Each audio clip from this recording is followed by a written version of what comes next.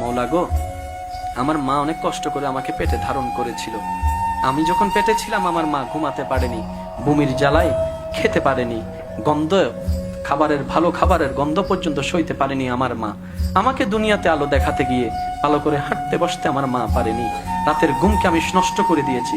আমার মা যখন সারাদিন কাজ করে ক্লান্ত শরীর নিয়ে রাত্রে একটু ঘুমাতে যেত, আমি সন্তান মায়ের পেটে থেকে কিছুক্ষণ ডানে লাথি মেরেছি, কিছুক্ষণ বামে লাথি মেরেছি। আমার সে লাথির যন্ত্রণায় আমার মা ব্যথা পেলেও কখনো উ শব্দ করেনি। আমার বাবার ঘুমটা ভেঙে যাবে বলে, আমার দাদির ঘুম ভেঙে যাবে বলে, আমার নানির ঘুম ভেঙে যাবে বলে বুঝতে দেয়নি। আল্লাহ গো, আমার মার জন্য আমি যদি চামড়া দিয়ে জুতাও বানাই দিই, আমার মা বাবার হক আমি আদায় করতে পারবো না। কিন্তু আজকে তো আমি অপারগ, কারণ এমন বাস্তবতা, কুল্লু নাফসিন যায়িকাতুল মউত, এটা এমন ছিল বাস্তব।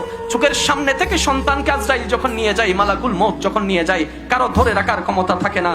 আল্লাহ গো, আমার মা এতদিন আমার কাছে ছিল, দূরে থাকলো মাটা বাবাটা আমার কাছে ছিল, সন্তানটা আমার কাছে ছিল।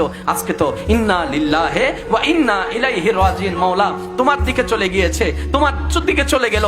আল্লাহ, আমার মার জন্য আমি কিচ্ছু করতে পারি নাই, বাবার জন্য কোনো অবদান রাখতে পারি নাই, সন্তানের কোনো সেবা করতে পারি নাই। আল্লাহ, আমি দোয়া করছি সন্তান হয়ে, আল্লাহ আমার মা আমার বাবাকে তুমি ভালো রাখিও, শান্তিতে রাখিও, দয়া করিও সেরকম যেভাবে আমার উপর দয়া করেছিল, মায়া করেছিল ছোট্ট অবস্থায়। এদিকে সন্তানের হাত উঠবে, এদিকে রবের দয়া উন্মুক্ত হবে, জাহান্নামী হলো আল্লাহ চাইলে দয়া করে জান্নাতি বানাই দিবে।